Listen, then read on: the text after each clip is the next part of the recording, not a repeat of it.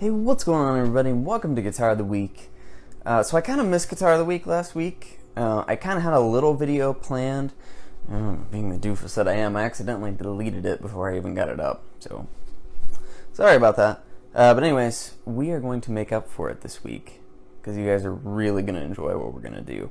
So you can probably tell by the title, we just got another one of those old Gibson guitars. So let's go check it out, shall we? Alright guys, here we go. This is a sweet case. Check out the old flight stickers. Isn't that cool? There's one on the back too. It's definitely fragile. So this guitar belongs to Jared Brandon of Brandon Wild Pickups. He let me borrow this one for Guitar of the Week. You guys are going to like it a lot. This is from 1962.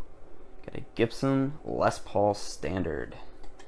Factory Ebony Block trim. Isn't that sweet? Yep, it's a Les Paul. It says so right there on the truss rod cover. So we've talked about Les Paul SGs before. We've actually done one in the past. These are Les Pauls in this era. So 61 is the first sort of main production year that you're going to see the SG body shape with the Les Paul name on it. Because at the time, you know, the 58 to 60 Les Pauls, the bursts and all that, they weren't selling very well. And so Gibson thought, well, we better can that and, you know, come up with something else. So this is what they came up with, and they just started calling them Les Pauls. And then by kind of mid to late 1963 rolls around, I've heard a lot of stories as to why the name was discontinued, but I don't know. They dropped the Les Paul name and they started calling it the SG for solid guitar. Very clever, Gibson. So yeah. So this says Les Paul, and then I said we've done one of these before. Got my 61 Junior over here. It doesn't have it on the truss rod cover, but it has the script, just like a normal Les Paul would. Pretty cool. But anyways, this is the standard. We've done a special before too, but that was a 58. That was a single cut. So yeah, we got, you know, trapezoid inlays, got binding, crown inlay. On this one we have single line but double ring tuners, which is pretty cool. 2 patent number pickups in this one, and the Ebony Block trim. We'll talk a little bit more about that later, but this is pretty much the most desirable as far as SGs go, early ones. You really want the Ebony Block, or they made them with Bigsby's occasionally as well. But again, we'll talk about that a little bit more later on. So let's go plug this thing in, shall we? Alright guys, we got the 1962 Gibson Les Paul SG Standard here. Today we are plugged into a 1967 Ampeg reverb bracket, as per usual, for our clean sound. I like this guitar. I was never a big SG guy until I started playing the old ones. I'm like, wow, these are awesome. And they really are. I mean, my Junior, I love that thing to death. So, we have 2 patent number pickups. So the patent numbers came directly after the PAFs, and early patent number pickups are the exact same thing as later PAF pickups. No difference other than a decal. Same thing. So you got a short Alnico 5 magnet. The values are a little more consistent than PAFs were, but you know, they're all around, you know, 7.5 to 8K pretty much. So yeah, they got their own sound to them. A lot of people actually prefer the sound of patent numbers to PAFs just because the magnets are a little bit stronger the good majority of the time. So, we got a pretty thin neck on this one. Not as thin as my 61 though, but it's still pretty wide. It's wide and it's flat on the back. That's kind of how these early profiles were. 63 start to round out a little bit, and then by 64 they're getting pretty chunky again towards the middle of 64. But anyways, so 2 patent number pickups. We're running into a clean sound right now. I do have an EP booster on, but it's set as a clean boost. So let's start out here on the neck pickup, shall we?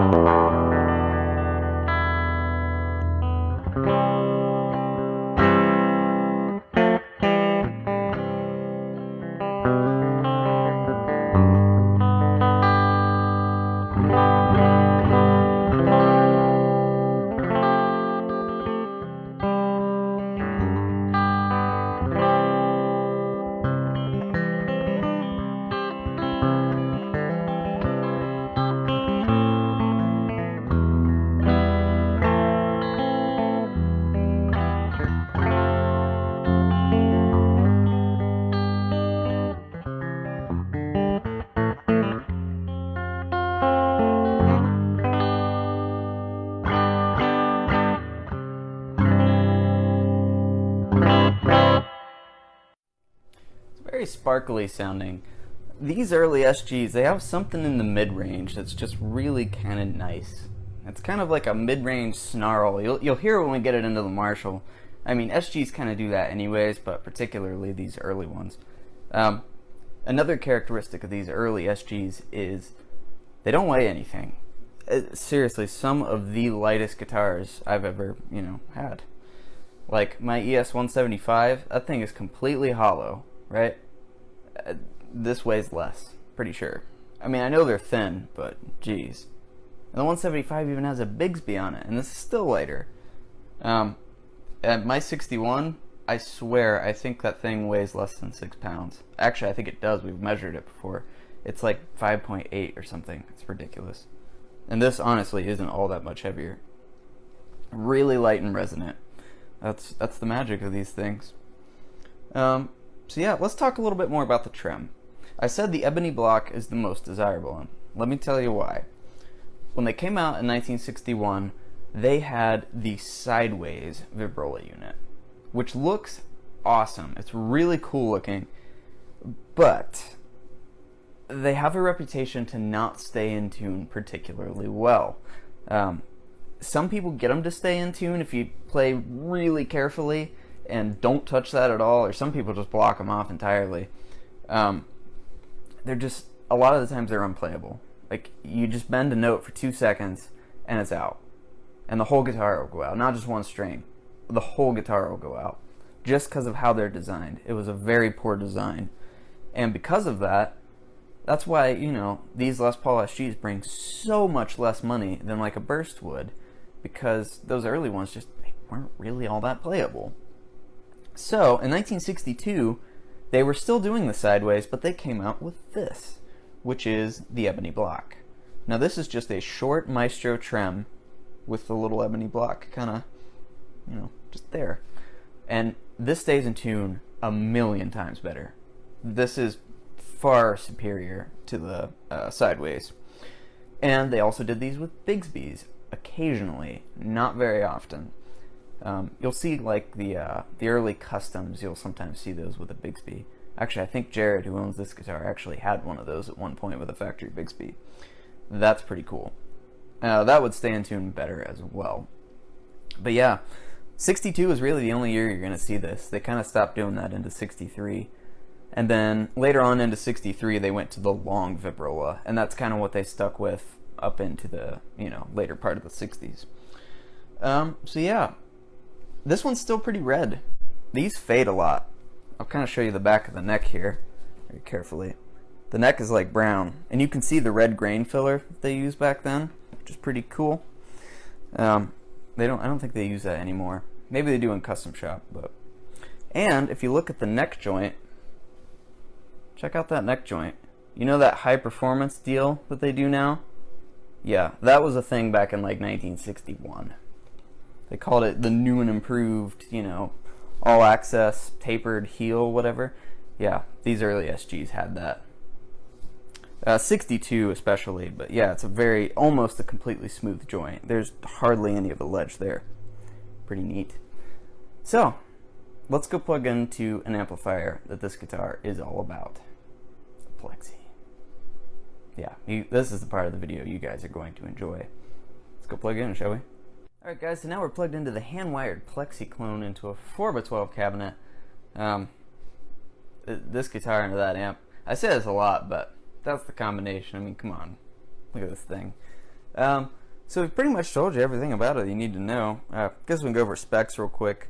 So we got Honduran mahogany body, Brazilian rosewood fretboard, that's about it, really. You know, pretty simple machine. So yeah, we're just gonna play out here. We're into a Marshall. It's loud. It's turned up. It's got a boost on. It sounds pretty much how you would think it would. Try to move this tremolo arm so it doesn't get in my way here. And here we go.